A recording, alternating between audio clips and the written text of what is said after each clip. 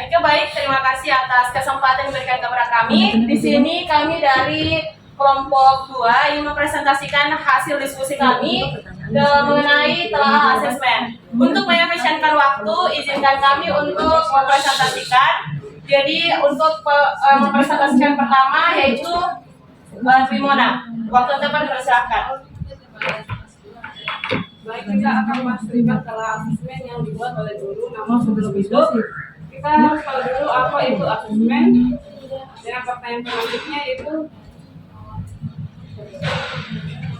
apa itu asesmen, bagaimanakah prinsip dari asesmen, apa saja jenis, teknik dan instrumen dari asesmen, dan kemudian temuan apa yang dari telah asesmen yang dibuat oleh guru.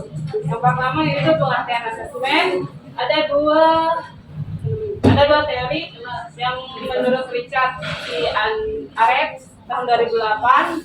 Asesmen adalah suatu proses pengumpulan informasi tentang siswa dan kelas untuk maksud pengambilan keputusan instruksional. Kemudian menurut Eko Putro tahun 2012, asesmen adalah suatu kegiatan menafsirkan data hasil pengukuran berdasarkan kriteria maupun aturan-aturan tersebut. Dari kedua pengertian ini dapat diambil kesimpulan bahwa asesmen adalah upaya untuk mendapatkan data atau informasi dari proses dan hasil pembelajaran untuk mengetahui seberapa baik kinerja siswa di kelas atau program studi dibandingkan tujuan untuk capaian pembelajaran tertentu. Kemudian ada 5 prinsip dari asesmen. Yang pertama, asesmen merupakan bagian terpadu dari proses pembelajaran, memfasilitasi pembelajaran, menyediakan informasi sebagai umpan balik guru, peserta didik, dan orang tua. Yang kedua, asesmen perlu dirancang dan dilakukan sesuai dengan tujuan. Yang ketiga, asesmen dirancang secara adil, valid, dan dapat dipercaya, memberikan informasi yang kaya bagi guru, peserta didik, dan orang tua mengenai kemajuan dan pencapaian pembelajaran serta keputusan tentang langkah-langkah selanjutnya. Yang keempat, asesmen sebaiknya meliputi berbagai bentuk tugas, instrumen, dan teknik yang sesuai dengan tujuan pembelajaran yang ditargetkan. Dan yang terakhir, laporan kemajuan belajar dan pencapaian peserta didik bersifat sederhana dan informatif, memberikan informasi yang bermanfaat untuk peserta didik dan orang tua, dan data yang berguna untuk penjaminan dan peningkatan mutu pembelajaran.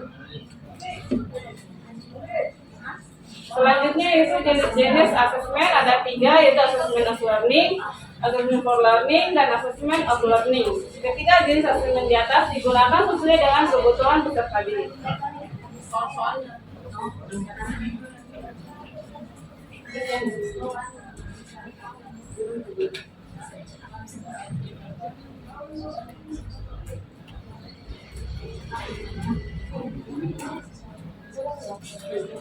Selanjutnya saya kembalikan ke Udra. Baik, materi akan dilanjutkan atau dipaparkan oleh Gusti Wurasanto dalam hal ini instrumen asesmen. Baik, terima kasih atas kesempatan yang diberikan. Saya akan menjelaskan instrumen asesmen yang kami gunakan. Yang pertama ada rubrik, diskusi, catatan, anekdot, portofolio, jurnal, lembar refleksi, poster, kuis, checklist hasil karya, dan juga penilaian diri dan penilaian antar teman. Kemudian telah asesmen yang dibuat itu pertama ada jenis, teknik, instrumen asesmen, dan yang digunakan oleh guru sekolah itu dapat tujuan pembelajaran. Yang pertama, melalui tampilan video pembelajaran pada PJJ atau operasi jumlah bilangan jumlah negatif menggunakan pasangan kancing dan garis bilangan. Peserta didik dapat menentukan hasil operasi penjumlahan bilangan jumlah negatif menggunakan pasangan kancing dan garis bilangan dengan tepat dan penuh tanggung jawab. Yang kedua, melalui kegiatan berdiskusi, peserta didik mampu memecahkan masalah dari operasi penjumlahan bilangan jumlah negatif menggunakan pasangan kancing dan garis bilangan dalam kehidupan sehari-hari dengan penuh percaya diri. Jenis asesmen ini termasuk asesmen formatif, teknik tes tertulis, dan instrumen pilihan ganda.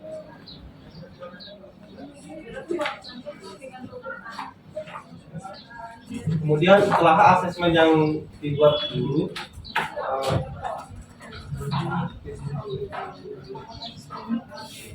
apakah instrumen asesmen yang digunakan guru sudah sesuai?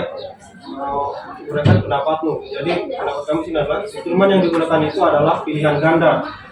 Adapun instrumennya sudah sesuai dalam pengukuran tujuan pembelajaran. Namun menurut kami pemilihan instrumen kurang tepat karena pilihan ganda tidak membuat peserta didik untuk berpikir lebih dan dengan mudahnya peserta didik bisa memilih jawaban opsi yang disediakan atau dengan mudahnya meminta jawaban dari teman. Sehingga menurut kami hal ini kurang tepat digunakan terlebih untuk mata pelajaran matematika yang menuntut peserta didik melakukan agar mudah memahami materi. Apa saja yang perlu diperbaiki dari instrumen asesmen yang digunakan guru? Menurut kami, hal yang perlu diperbaiki adalah pemilihan instrumen, walaupun sesuai mengarah pada penyisiran tingkat tinggi, tapi tidak menutup kemungkinan peserta didik asal memilih jawaban karena sudah ada tersedia opsi jawabannya. Oleh karena itu, kami menyarankan untuk mengganti instrumen pilihan ganda menjadi esai. Hal ini kami lakukan mengingat asesmen yang digunakan untuk mengukur ketercapaian tujuan pembelajaran dan menghindari kecurangan yang terjadi.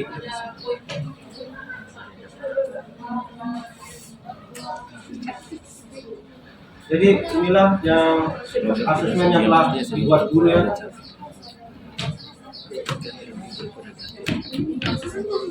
Nah, jadi ini adalah asesmen yang kami buat bersama. Kemudian ini adalah bentuk soal dan kisi-kisi soal. Terima kasih telah tadi hasil kelompok kami saya kembalikan para moderator.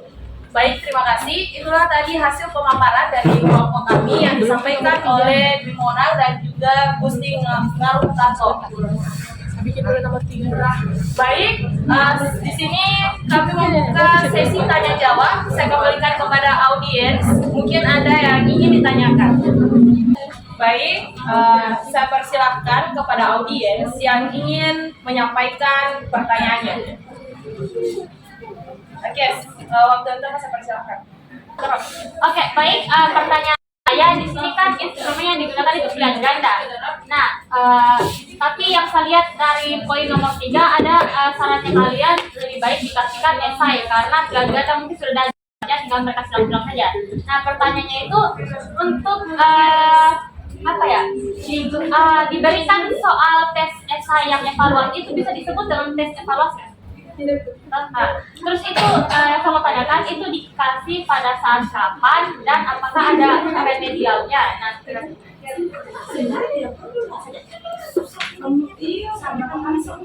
baik, terima kasih atas pertanyaan yang sudah diajukan kepada kelompok kami. Untuk pertanyaan kami tampung dulu. Apakah dari teman-teman ada yang ingin mengajukan pertanyaan? Oke, sambil menunggu teman-teman untuk mengajukan pertanyaan, kami akan mencoba untuk menjawab pertanyaan dari April yang dijawab oleh Gusti. Baik, terima kasih. Saya akan menjawab pertanyaan dari saudara April. Jawaban menurut kami adalah bisa. Tentunya dengan selesai pembelajaran bisa dilakukan evaluasi kembali atau melakukan remedial. Mungkin akan kami bisa tambahkan. Ya, menurut kelompok kami, benar tadi yang dibilang oleh teman saya bahwa esai ini bisa dilakukan setelah proses pembelajaran. Nah, nanti dari proses pembelajarannya kan guru kumpul dulu nilai-nilainya. Setelah itu baru dilihat apakah perlu remedial atau tidak. Jika perlu remedial, mungkin bisa saja guru melakukan remedialnya di pertemuan selanjutnya. Remedial itu berfungsi sebagai diagnostik guru, mengukur tingkat pemahaman siswa, tingkat pengetahuan siswa mengenai materi yang telah diberikan. Itu saja yang terus saya sampaikan. Saya kembalikan kepada moderator. Oke, baik. Itulah tadi jawaban dari kelompok kami. Saya kembalikan lagi kepada penanya apakah sudah diterima atau masih ada sisa sanggahan. Oke, baik dari jawaban kelompok Anda berarti ini penilaiannya untuk tes esainya dikasih di akhir pembelajaran. Nah, terus untuk adapun remedialnya itu dilihat dari hasil yang dikerjakan oleh siswa. Ya. Oke, saya paham.